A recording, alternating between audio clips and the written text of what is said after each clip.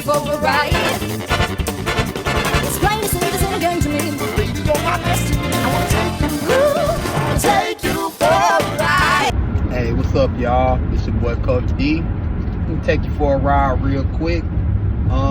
Today's topic is gonna be my personal top 5 pound for pound fighters right now, 2025. It's the end of the year. It's not too many fights left that has any pound for pound ramifications. If I'm not mistaken, Jesse Bam Rodriguez fights at the end of the year. Other than that, I don't think there's anyone that's considered elite or pound for pound that's fighting for the rest of this year. Excuse the scruff, y'all. I'm growing my beard back. Daughter's orders, not doctors. First and foremost, I want to tell you guys good morning. Appreciate everybody for all your support with my new channel on YouTube and my group on Facebook, Coolin' with Coach D. I'm gonna go ahead and get this list started. So I'm gonna start the list from number 5, then go to number 1. So number 5 on my pound for pound list is Shakur Stevenson. When you get to pound for pound, top 10, a lot of guys are very accomplished. You're dealing with guys that are undisputed, unified, multi-divisional champions. So there's not much that separates them besides maybe your own personal preference or style preferences or things of that nature. So if you don't agree with my list, it's cool. I'm gonna thoroughly explain why I place people where they are. If this is based on talent alone, I would probably have Shakur top 3 because I think very highly of him. As of right now, he is by far the most technically proficient defensive fighter in the game. He's putting up video game Floyd Mayweather numbers. He's got world-class guys landing at a 16% clip. Basically, if you're only landing 16% of your punches, that means you're only landing 1 out of every 6 swings. That's pretty damn terrible with someone being right in front of your face and he's doing this to world-ranked guys. He's ranked number 5, 1 based on the eye test, 2. For Shakur just to be in his 20s, he's very accomplished. The WBO featherweight champion, he got that title early on in his career in his early 20s. He moved up, beat Jamel Herring for the WBO title, and unified, I believe, with Israel Vasquez, for the WBC.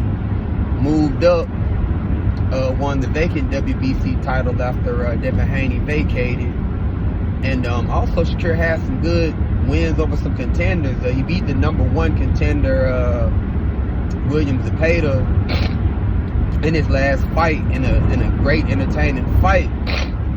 You know, they had this rag on him saying that he was bored. Shakur isn't bored. It's more or less styles make fights, and if what I'm doing is working, I don't have to go past plan A. If it's not broke, don't fix it. It's up to your opponent to make adjustments. So people that were on his back about that De Los Santos performance or Artem or even Padley, you got to take an account. For a fight to be exciting, both fighters have to engage. It doesn't just fall on one guy. So just to reiterate, skill-wise, he's one of probably top 3 to me, but because of resume and he has some things that he can do and other guys are a little bit ahead of him, I have him at number 5. Number 4, we have Jesse Bam Rodriguez. He is trained by one of my favorite coaches in the game right now, Robert Garcia, grandpa. Man, this kid is amazing to watch. He dominated one of my past former favorite super flyweights and Juan Francisco Estrada. He stopped him.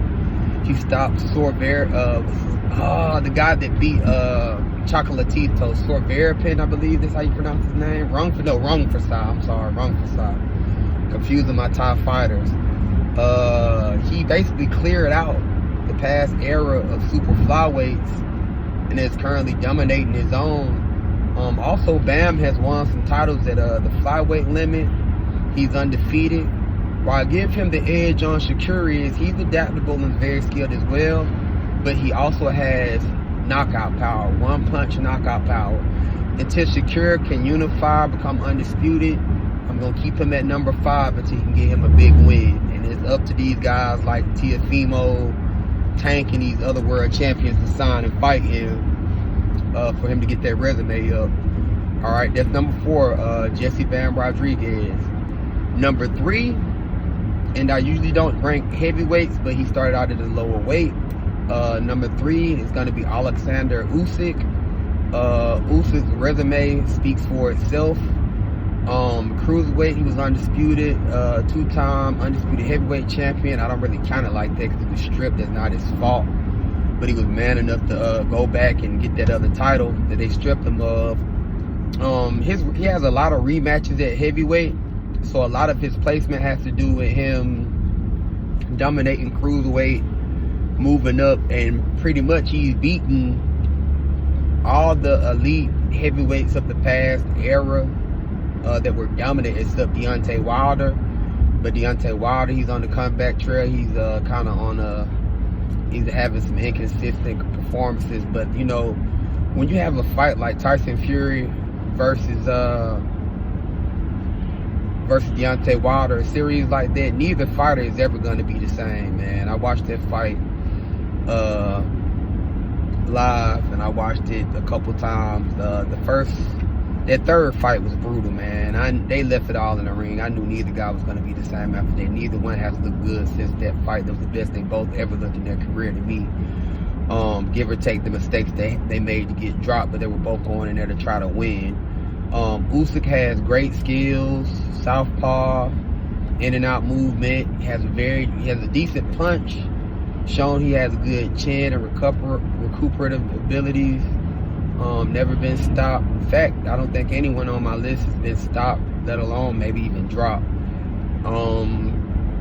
So number 3 is Alexander Usyk, current undisputed heavyweight champion of the world. He could be higher, but to me, these next 2 fighters get the edge on the eye test, and also they beat better competition than Alexander Usyk, who has fewer fights. Number 2 on my pound for pound list is none other than Naoya Inoue, the monster. Man, that dude is amazing. One thing about the monster, man, I believe since he's fought Anita Danair the first time, he's been dropped maybe twice since then, but he's shown great recuperative powers, and same people that drops him, he knocks him out. He gets an edge over Usyk because of one punch power. Also, he's closer to his prime. He's a little bit younger, I believe. I think in a way, it's probably 32, and Usyk's maybe 35.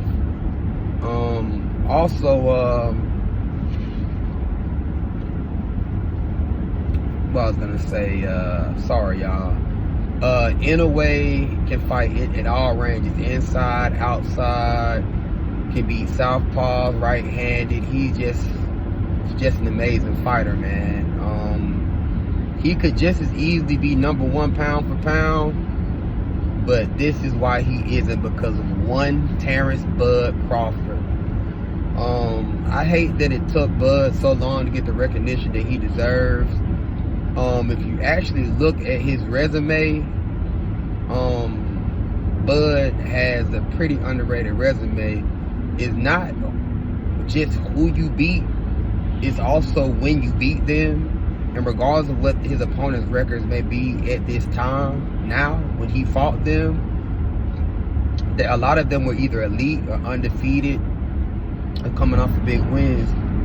The biggest wins, he beat the undefeated Yuriorkis Gamboa, undefeated Madrimov, undefeated Errol Spence.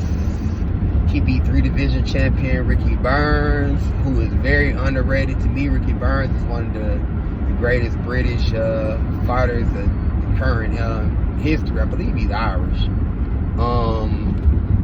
Also, Who else did he beat? Sean Porter. First person stop Sean Porter. One of the best, greatest chins of the last generation. Stop Kell Brooks. Stop Amir Khan. Stop Meme Machine.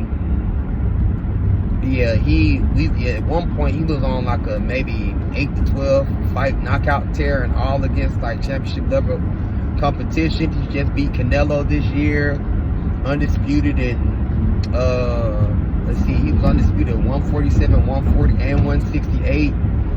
Consist every fight he has. He's basically making history. It's not even close.